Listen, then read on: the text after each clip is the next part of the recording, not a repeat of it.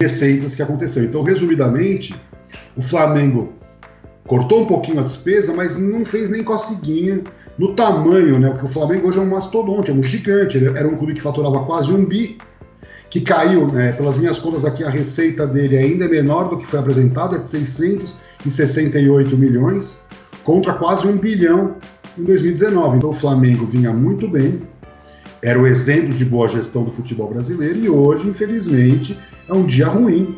Quer dizer, os indicadores do Flamengo todos pioraram, a dívida aumentou, o clube mantém uma folha salarial muito elevada para um corte de receita. Quer dizer, então, se ele vai ficar vendendo o jogador para equilibrar, aí é o risco do negócio. Quando não comprarem o jogador do Flamengo, o Flamengo vai aumentar seus déficits, vai aumentar naturalmente suas dívidas.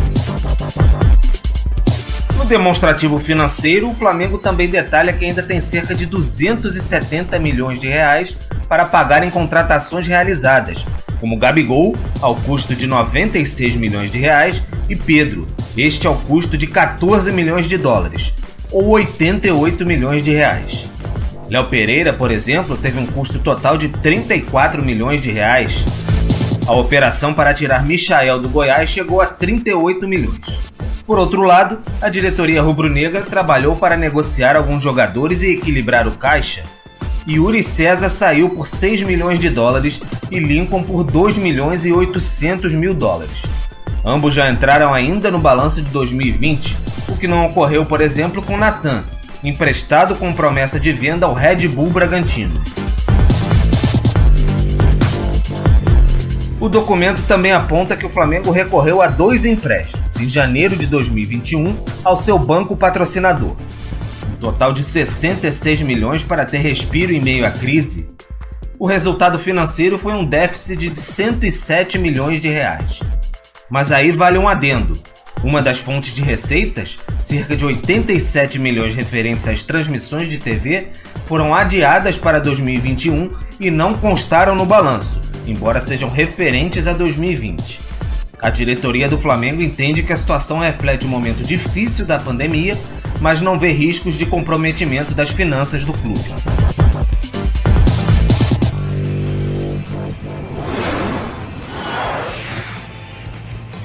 Bom, o Pedro contou pra gente então que o Flamengo ainda tem a pagar a contratação de alguns jogadores e a gente vê aí, tá?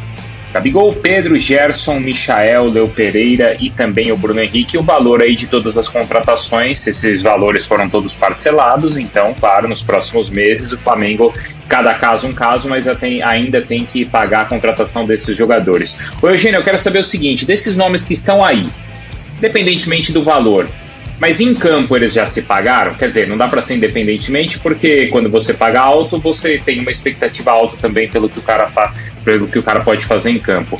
Quem já se pagou e quem não se pagou ainda, Eugênio, em campo? Ah, Bruno, essa pergunta é muito fácil, muito fácil. Olhando a lista aí, o Gabigol já se pagou. O retorno que ele já deu ao Flamengo, eu acho que é indiscutível, né? Em todos os aspectos, no aspecto técnico, no aspecto de imagem, de fidelização de torcedores, de conquista de adeptos, de internacionalização tem um porém aí, da imagem. Eu acho que o Gabigol se pagou. Esse valor aí não é de lá de trás, né? Vamos lembrar que esse valor aí não é do primeiro empréstimo. É o valor de 2020 para frente, tá? Ainda assim, o valor agregado que ele traz é muito grande. Em todos os aspectos. Então eu acho que o Gabigol, Bruno Henrique, Gerson, todos eles já deram um retorno esportivo, porque é isso que, no final das contas, o investimento num jogador pede, um retorno esportivo. O Flamengo é bicampeão brasileiro, o Flamengo foi campeão da Libertadores, o Flamengo ganhou Supercopa, Recopa, tanta coisa, né? Ao mesmo tempo.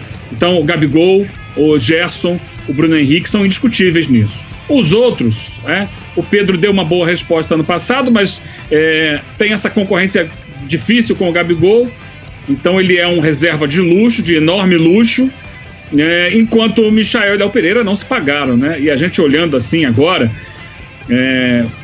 percebe que foram compras, né, com valores bem altos, né? Que no momento não eram absurdas, porque o Flamengo, como a gente viu na reportagem ali, o Flamengo vivia uma situação financeira bem mais tranquila do que ele vive hoje. A verdade é essa, a pandemia trouxe uma dificuldade econômica para todos que também bateu no Flamengo e bateu duro. Então, o Flamengo tem essa dificuldade hoje, mas ainda assim, a gente, no momento, entendia o investimento feito nesses jogadores, se hoje parece caro, mas eles não deram o retorno esperado. Michael e Léo Pereira, de jeito algum.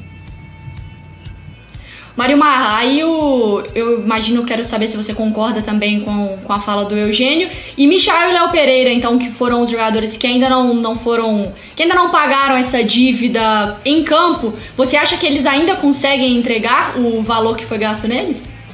Eu acho a mais difícil ser explicada a situação do Michael, porque a gente precisa, obviamente, criar um contexto, um cenário. O Michael era um jogador para contra-ataque no Goiás. Era um jogador que o Goiás roubava a bola e sabia que teria o Michael correndo por um lado ou pelo outro, e ele criaria uma situação real de gol. E o Goiás ficou tranquilo na Série A do Campeonato Brasileiro na temporada anterior por causa do Michael. E aí, o Jorge Jesus, na época, o Flamengo, eles viram no Michael um potencial que de fato ele tem, mas ele precisaria se adaptar a ser mais controlador da bola. Ele jogaria em um time que faria um papel em campo completamente diferente do papel que ele foi muito bem no time anterior. E eu acho difícil que o Flamengo mude tanto assim o seu perfil de jogo, para ser um time mais reativo, para ser um time de velocidade de contra-ataque com o Michael, a não ser que o Michael ele adquira, e ele pode fazer isso, claro que pode, ele é um ser humano, ele adquira outras qualidades para ser também controlador, dono da bola, para participar mais do jogo coletivo como um todo. As outras contratações todas são justificáveis.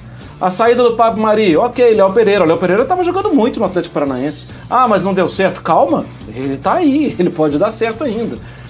Ainda hoje estava lendo, sempre trazendo um paralelo, que eu acho que é importante colocar isso na mesa, sobre o Leandro Trossard, jogador do Brighton e jogador também da seleção da Bélgica. O primeiro ano dele de Brighton, ele foi muito criticado. Os primeiros momentos da segunda temporada, ele já foi bastante elogiado e ele tem rendido muito mais. Então, o jogador se paga, pode ser que ele não se pague no primeiro momento, no primeiro ano, no segundo ano, ele precisa se ambientar. E essa realidade do Flamengo, muito bem abordada pelo Pedro, é uma realidade também trazendo para um cenário de pandemia em Premier League, que o Tottenham foi ao banco e pegou um empréstimo em junho do ano passado de 175 milhões de libras. O Arsenal, em janeiro, foi ao banco, foi ao banco e pegou um empréstimo de 120 milhões de libras. Então, não é para bater no clube. Essa foi uma situação que chutou a porta de todos os clubes e que escancarou a dificuldade. É uma situação de pandemia. Só uma coisa, né, Marra? Hein, Mari? Porque o Somoge até na matéria citou assim, quem não se preparou. Gente, ninguém se preparou, né, para isso. Claro que alguns clubes eles conseguem virar a chave de maneira mais rápida e conseguem se equilibrar, mas a gente não se preparou, os clubes também não se prepararam. A questão é que eles estão fazendo também a partir de agora, Mário. Ô Bruno, rapidamente, Mariana. Agora, nessa tela a gente mostrou um negócio maravilhoso, que foi a contratação do Bruno Henrique, né? Que coisa inacreditável como foi a contratação do Bruno Henrique, como ele se pagou no primeiro minuto, praticamente. Vamos lembrar, volta no tempo, ele chega para ser um reserva, para buscar espaço, para tentar jogar, porque a temporada anterior dele, ele tinha tido lesões, um problema na vista, cirurgia, tinha tido pneumonia, não foi pneumonia que ele teve também? Então ele sofreu, passou um tempo, e aí chega no Flamengo, ele reencontra o Bruno Henrique e ele se torna o melhor Bruno Henrique da carreira dele, graças à estrutura e ao jeito de jogar do Flamengo. Vamos lá, Mário? Bora, agora a gente vai falar de Palmeiras mais